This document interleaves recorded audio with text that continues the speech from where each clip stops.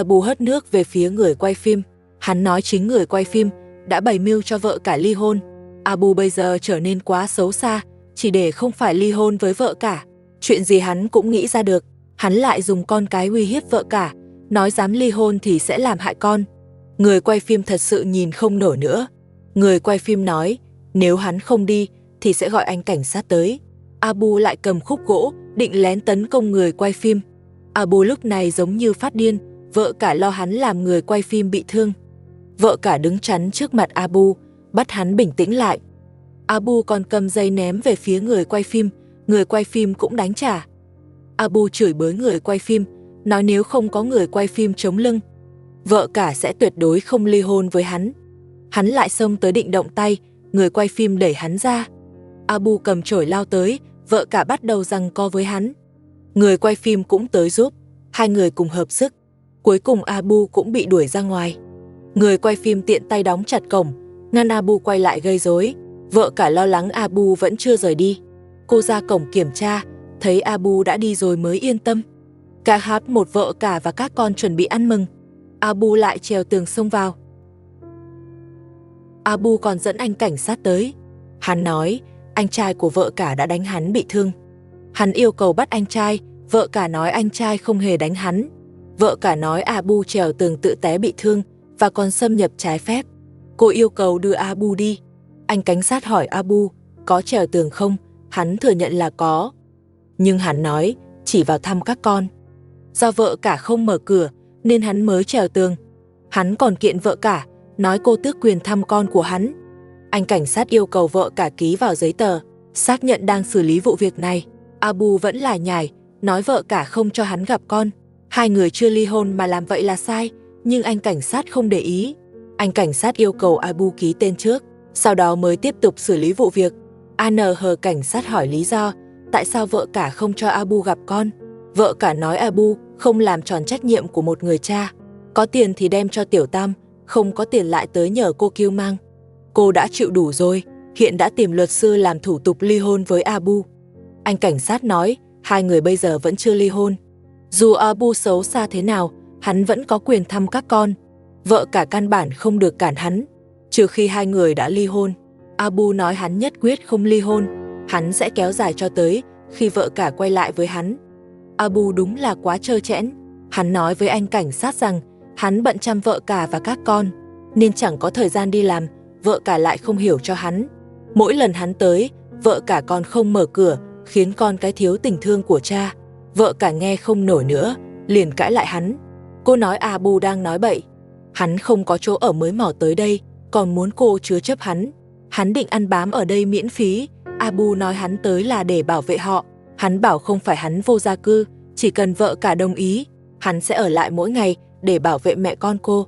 Vợ cả nói với anh cảnh sát, ngoài Abu ra chẳng ai hại được tôi. Chỉ cần hắn không tới gây rối, cuộc sống của mẹ con tôi rất tốt.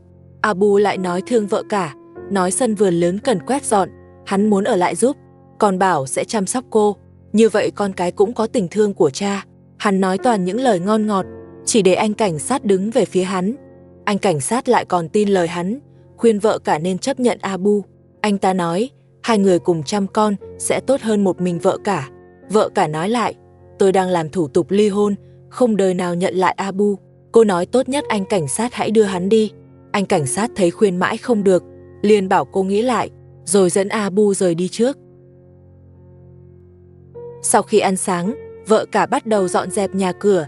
Con gái lớn cũng giúp lau bàn ăn, bé rất ngoan, làm xong còn đem dụng cụ cho mẹ.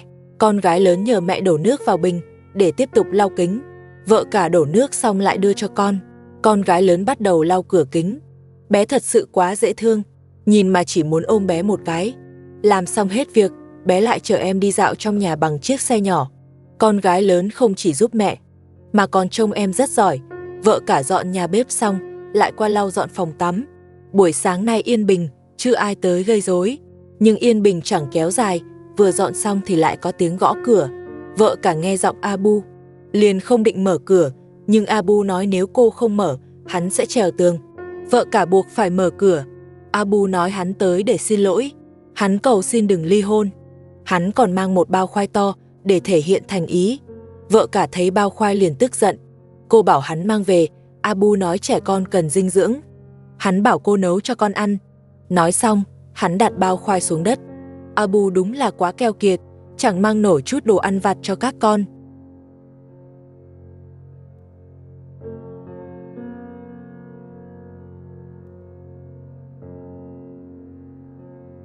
Abu lại tới nữa, hắn mang một bao khoai to, nói là để bọn trẻ bổ sung dinh dưỡng.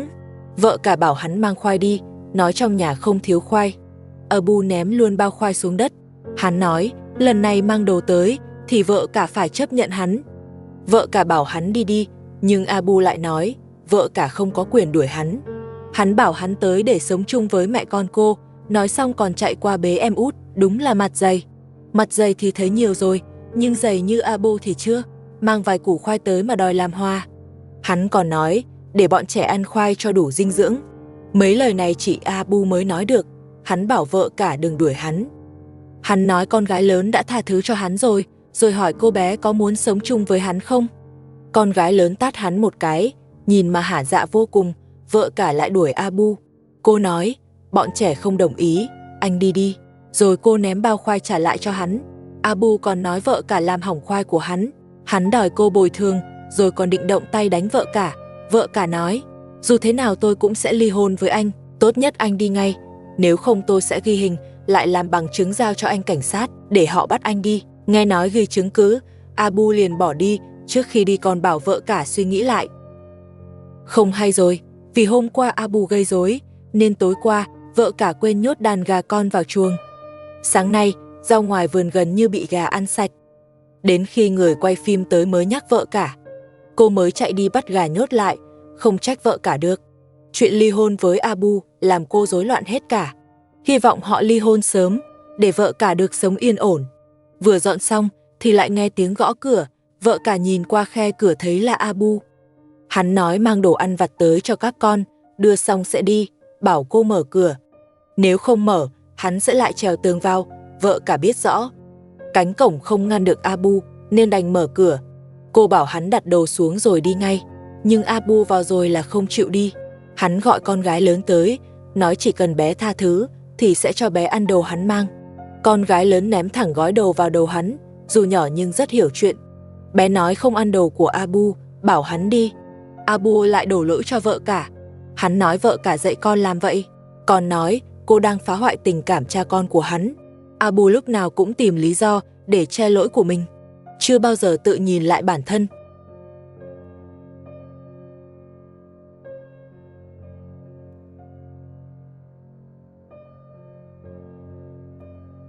Abu mang đồ ăn vặt đến để lấy lòng con gái lớn. Không ngờ con gái lớn ném thẳng đồ ăn vào người hắn. Abu tức giận rồi bắt đầu kể khổ với vợ cả. Hắn nói mình đã cố làm chồng tốt, cha tốt, vậy mà mẹ con cô lại không chấp nhận hắn. Hắn nói, đừng trách tôi sẽ không ly hôn. Tôi không ly hôn, tôi sẽ ở lại đây luôn. Nếu cô không đồng ý, tôi bế con đi. Vợ cả bảo hắn không được chạm vào con, rồi ném luôn đồ ăn hắn mang đến. Cô nói, người quay phim đã ghi hình lại hành vi của hắn. Cô sẽ dùng các bằng chứng đó để kiện ly hôn.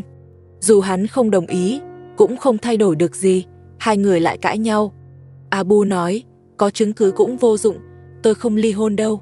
Rồi hắn quay sang kiếm chuyện với người quay phim. Hắn bảo người quay phim không được quay, còn định giật máy quay. Vợ cả ngăn hắn lại.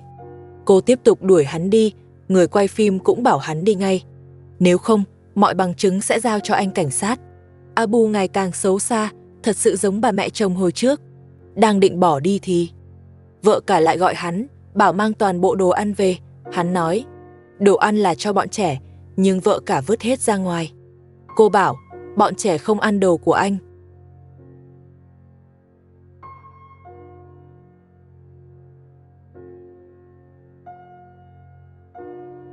Abu vẫn lảng vảng ngoài cửa nhìn chằm chằm vợ cả, rồi đổ lỗi người quay phim. Hắn nói, chính người quay phim xúi vợ cả ly hôn. Nếu không có người quay phim, vợ cả sẽ không dám nghĩ đến chuyện ly hôn. Con gái lớn lại ném đồ ăn vặt hắn mang tới xuống đất. Vợ cả bảo hắn khoan đi đã. Cô nói, mang hết đồ anh đem theo về. Abu lại quay vào, nói với vợ cả, đây là đồ của bọn trẻ. Cô không có quyền quyết định thay bọn chúng, cũng không thể cấm tôi thăm con. Cô càng không có quyền bắt tôi mang đồ ăn đi. Muốn ly hôn thì phải đợi bọn trẻ lớn đã. Hắn bắt đầu lý luận vô lý. Vợ cả tức quá đánh trả, nhưng cô không phải đối thủ của Abu. Abu đẩy ngã vợ cả. Người quay phim muốn giúp, nhưng cũng bị Abu đẩy ra. Hắn nói, đây là chuyện giữa tôi và vợ cả, không cần anh xen vào. Hắn còn bảo người quay phim đừng đến đây nữa. Rồi hắn đá tung hết đồ ăn trên mặt đất. Hắn nói, nếu biết cô vứt đi, tôi đã không mua. Mất tiền oan. Hắn nói sau này đến đây sẽ không mang gì nữa rồi bỏ đi. Thật sự quá đáng. Vợ cả đúng là quá khổ. Ở nhà thì bị ba mẹ chồng và Soja bắt nạt, ra ngoài thuê nhà thì bị Abu bám theo. Cô vừa mới hiểu ra và muốn ly hôn thì hắn ngày nào cũng sang gây rối. Vợ cả chịu quá nhiều uất ức. Cô ngồi xuống bậc thềm khóc nức nở. Con gái lớn thấy mẹ lấm bẩn, liền tới phủi bụi giúp mẹ. Con gái lớn đúng là ngoan, vì con mà vợ cả càng cần ly hôn sớm. Nếu để Abu ngày nào cũng tới phá, tâm lý con bé cũng bị ảnh hưởng.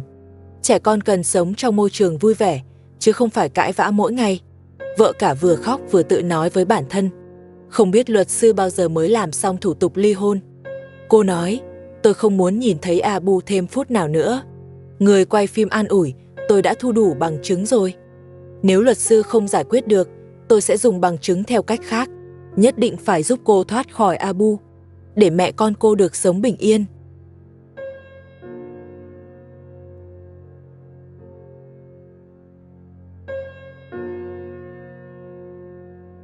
Người quay phim đúng là hào phóng hơn Abu nhiều.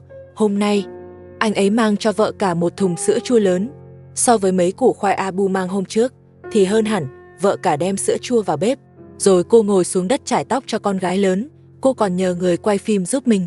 Cô nói thời tiết ấm lên rồi, nếu người quay phim tiện, thì về nhà cũ, lấy giúp mấy bộ quần áo của bọn trẻ. Cô không muốn bước chân vào ngôi nhà đó nữa. Người quay phim đồng ý. Anh ấy nói có thời gian thì sẽ đi ngay. Chải tóc xong, vợ cả lại lấy một ít thức ăn cho gà con mang ra sân. Giờ rau trong vườn bị ăn hết rồi, nên gà con không cần nhốt nữa, cứ để chúng tự kiếm ăn quanh sân. Đúng lúc đó, chị dâu ở ngoài sân gọi lớn. Cô ta bảo vợ cả mở cửa, nói là đến cùng anh trai thăm cô. Vợ cả nghe thấy anh trai đến, liền chạy ra mở cửa. Nhưng mở cửa ra, lại chẳng thấy anh trai đâu. Thì ra chị dâu lừa cô, vừa vào nhà đã gây chuyện, bảo vợ cả giao anh trai ra. Cô ta nói, mấy ngày nay anh trai không về nhà, hỏi vợ cả giấu anh ta ở đâu. Vợ cả nói cô không gặp anh trai, và bảo chị dâu đừng tới gây rối nữa. Chị dâu nói, nếu tìm không thấy anh trai, tôi sẽ không đi. Cô ta còn hỏi, tiền anh ấy đi làm có phải đều đưa cho cô không? Người quay phim bảo chị dâu bình tĩnh lại. Anh ấy nói, anh trai mấy hôm nay không tới thật, anh ấy có thể làm chứng, và hoàn toàn không có đưa tiền cho vợ cả. Chị dâu lại bảo, không thể nào, rồi nói người quay phim cùng phe với vợ cả. Nếu vợ cả không đưa tiền, thì để người quay phim đưa. Anh trai sao lại cưới phải người vợ như vậy? Cô ta còn tệ hơn cả ba mẹ chồng ngày trước.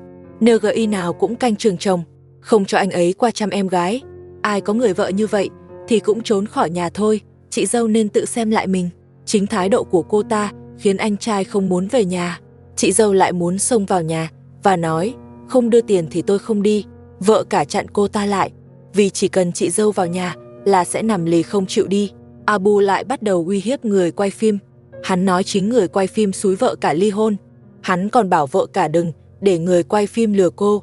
Vợ cả nói, tôi tự nguyện ly hôn Abu, chẳng liên quan gì tới người quay phim. Abu nói, tôi không ly hôn đâu. Hắn còn muốn ở lại đây sống cùng họ. Con gái lớn chạy ra, cầm cây gậy trên tay Abu và đánh hắn. Bé đuổi Abu đi và nói, tôi và mẹ không thích anh, chúng tôi không bao giờ sống cùng anh đi khỏi đây ngay. Con gái lớn thật tuyệt. Vợ cả cũng kéo Abu ra cửa, bảo hắn đi, đừng tới gây rối nữa. Người quay phim cũng phụ đuổi hắn. Abu bảo người quay phim đang kiếm chuyện, rồi lại quấn lấy vợ cả. Hắn dọa, nếu cô dám ly hôn, tôi sẽ giành quyền nuôi con, để cô không bao giờ gặp lại chúng.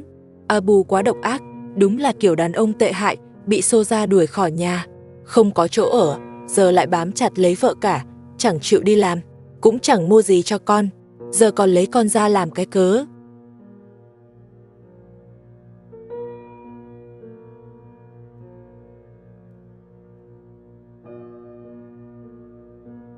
Abu lại tới gây rối. Hắn nói với vợ cả, nếu dám ly hôn hắn sẽ ngày nào cũng tới phá, để vợ cả không sống nổi. Abu giờ giống hệt ba mẹ chồng trước kia, bắt đầu giở trò dây dưa. Con gái lớn cũng cầm gậy đuổi hắn. Vợ cả bảo hắn đi ngay. Cô nói, ít nhất hãy giữ chút mặt mũi trước mặt con. Abu nói, hắn chẳng cần sĩ diện gì cả, bảo vợ cả hủy thủ tục ly hôn. Nếu không, hắn sẽ giành con. Hắn nói sẽ cướp cả hai đứa, vợ cả liền quay vào lấy chổi. Rồi cô cùng con gái lớn đánh đuổi Abu, hắn không đánh lại, nhưng lại né qua né lại, dù họ đuổi thế nào hắn cũng không đi. Abu còn ném giày vào vợ cả, hắn thật quá đáng. Vợ cả quá hiền, đáng lẽ phải dùng gậy nặng hơn. Với dạng người như Abu, không mạnh tay thì hắn không bỏ đi. Xem mà ai cũng muốn giúp vợ cả dạy dỗ hắn một trận. Con gái lớn cầm gậy đánh thẳng vào người Abu. Abu bắt đầu giả vờ đáng thương. Hắn ngồi xổm xuống, nói con gái lớn đánh hắn bị thương, hắn muốn ở lại đây dưỡng thương. Hắn còn kéo con gái lớn lại gần, bảo bé đừng đánh nữa. Con gái lớn mặc kệ, đánh thêm một cái, quá tuyệt vời. Phải như vậy mới trị được Abu. Abu nói với con gái lớn, ba là ba của con, ba muốn ở lại chăm con. Con gái lớn đánh thêm phát nữa. Trong lòng bé, Abu chỉ là kẻ hay bắt nạt mẹ. Bé còn nói, con ghét ba, rồi tránh xa hắn. Abu muốn làm thân với con gái lớn, nhưng bị vợ cả kéo ra cửa. Con gái lớn cũng chạy tới, ném đá đuổi hắn, chỉ ra ngoài bảo hắn cút đi. Abu nói, tôi đi được, nhưng tôi sẽ mang con gái lớn đi. Hắn định bắt bé, vợ cả giằng lại. Người quay phim cũng chạy tới giúp đuổi hắn. Giờ ai cũng muốn đuổi Abu đi, chẳng ai chịu nổi hắn nữa. Nếu hắn thật sự muốn níu kéo, thì ít nhất cũng phải cho thấy chút thành ý, chứ ngày nào cũng gây rối ai chịu được. Sau đó hắn còn làm điều vô lý hơn, hắn nói hắn không có chỗ sống, rồi đòi người quay phim đưa tiền. Hắn bảo, đưa tiền thì tôi đi. Hành vi của hắn khiến vợ cả tức điên. Cô hoàn toàn chịu hết nổi. Đúng ra, cô phải xử hắn một trận cho nhớ đời, để hắn không dám tới gây rối nữa. Người quay phim mang đồ tiếp tế tới, trong đó có giày của con gái lớn và một ít rau củ. Vợ cả cảm ơn anh ấy. Con gái lớn thấy được mua giày mới thì vẫy tay cảm ơn ngay, bé thật dễ thương. Vợ cả lấy giày ra cho bé thử. Con gái lớn đi vài bước rồi nói, vừa lắm mẹ. Sau đó, vợ cả bảo bé vào lấy chăn và thau. Bé mang ra ngay. Rồi bé phụ mẹ dọn rau. Xong xuôi, bé mang bao tới để đựng rau. Bé đúng là ngoan hết phần thiên hạ. Nếu Abu không tệ như vậy thì gia đình này đã rất hạnh phúc. Nhưng hắn phá hết mọi thứ. Con gái lớn còn cầm chổi quét sân, rất siêng năng. Khi mẹ con họ chuẩn bị đóng cửa, Abu lại xuất hiện, chia tay chào con gái lớn. Con gái lớn bỏ đi luôn, chẳng thèm nhìn hắn. Abu còn đưa tay chào em út. Vợ cả định ngăn lại thì hắn lại gây chuyện. Hắn nói, tôi tới thăm con, dù chưa ly hôn hay ly hôn rồi, tôi cũng có quyền gặp con. Abu là một gã đàn ông rảnh rỗi, không chịu đi làm. NGI nào cũng tới quấy phá vợ cả, còn đòi cô nuôi hắn. Hắn thật sự mặt dày, vợ cả chỉ biết thở dài. Không biết việc ly hôn tiến triển tới đâu. Nhưng nhìn cách Abu hành xử, khéo quá trình còn bị hắn gây khó khăn thêm. Abu không chỉ phá vợ cả, hắn còn gây sự với người quay phim. Hắn nói mọi chuyện do người quay phim xúi. Nếu người quay phim không rút thuê luật sư, vợ cả đã không dám ly hôn. Đúng lúc đang rối ren thì anh trai tới, lần này Abu chuẩn bị xử đẹp rồi.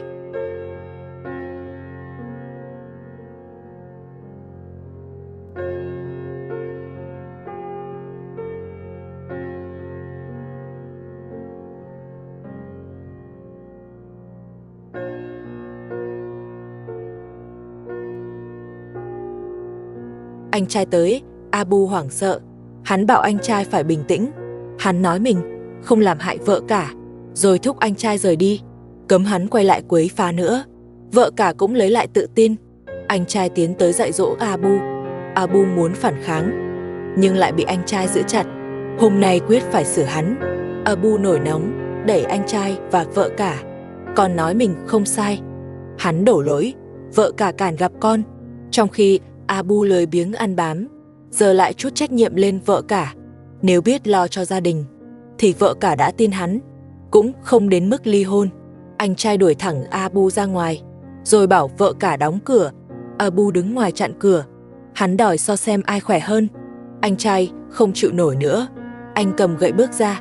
Thấy anh trai, Abu buông cửa. Anh trai bảo hắn đi ngay. Hắn cứng đầu nói không đi. Anh trai đuổi theo ra ngoài. Abu sợ bị đánh. Hắn la lớn anh trai đánh người. Sợ hàng xóm thấy, anh kéo hắn vào sân. Trong sân, Abu bị dạy một trận. Sau đó hắn ngoan hẳn, bắt đầu cầu xin anh trai. Hắn nói sẽ đi ngay. ANH trai buông tay, Abu chạy mất. Anh cảnh cáo không được quay lại. Abu còn dọa lúc anh vắng sẽ quay lại. Hắn đi rồi, trong nhà yên tĩnh. Vợ cả mời anh trai vào nghỉ. Anh nói nhà sắp hết hạn thuê, sẽ thuê chỗ khác cho vợ cả, để Abu và chị dâu không tìm được. Anh trai thật sự quá tốt, luôn dùng hành động bảo vệ vợ cả.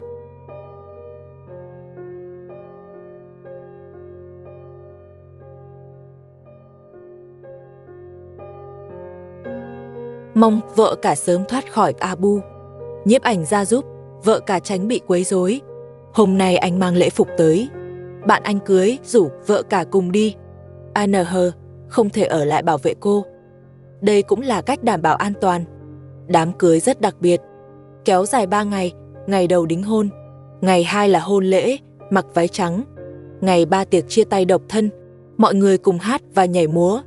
Vợ cả đi dự cưới cũng tốt, ít nhất 3 ngày, không bị Abu quấy.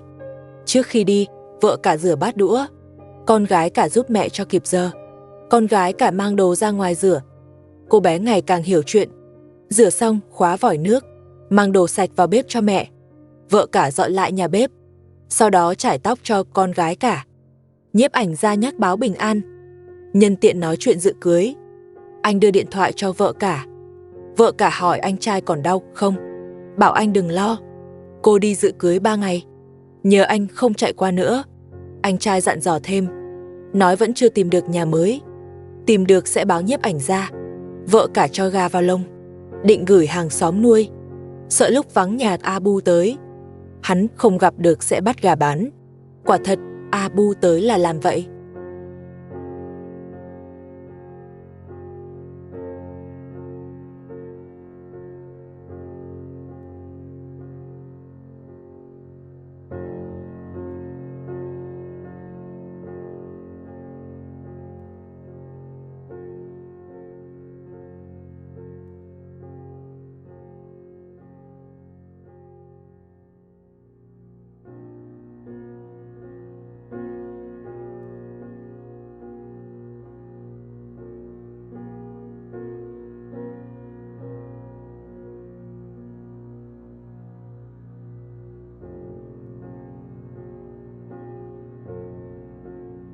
Hôm nay, vợ cả như biến thành người khác. Cô nhận được lời mời từ nhiếp ảnh gia, đi dự đám cưới bạn của anh ấy. Vợ cả trang điểm đậm, còn mặc lễ phục do nhiếp ảnh gia mang tới. Con gái cả cũng thay đồ thật rực rỡ. Ngay cả con gái nhỏ cũng được vợ cả chăm chút, đủ thấy họ coi trọng đám cưới này thế nào. Đám cưới này rất đặc biệt, phải tổ chức suốt 3 ngày. Trong thời gian đó, vợ cả tránh được sự quấy rối của Abu. Nhờ nhiếp ảnh gia nghĩ ra cách hay như vậy, vợ cả cũng có dịp thư giãn tinh thần. Thu xếp xong cho con gái nhỏ, vợ cả bế con chuẩn bị xuất phát. Trước khi đi, cô vẫn hơi lo lắng. Dù sao đây cũng là đám cưới bạn nhiếp ảnh gia. Nhiếp ảnh gia bảo cô cứ yên tâm, bạn anh rất hiếu khách. Nếu vợ cả không đi cùng, anh lo Abu tới gây rối, cô khó ứng phó. Trước khi đi, anh còn dặn khóa kỹ cửa, tránh để Abu lợi dụng lúc vắng nhà vào ở. Nhiếp ảnh gia suy nghĩ rất chu đáo. Anh và anh trai đều rất quan tâm vợ cả. Giờ đây vợ cả chỉ còn biết dựa vào họ. Vợ cả bế con gái nhỏ, con gái cả cầm sữa và tã cho em. Họ rời đi suốt 3 ngày. Mong vợ cả 3 ngày này không còn phiền não. Diện mạo của vợ cả khiến mọi người bất ngờ. Bình thường hiếm khi thấy cô trang điểm.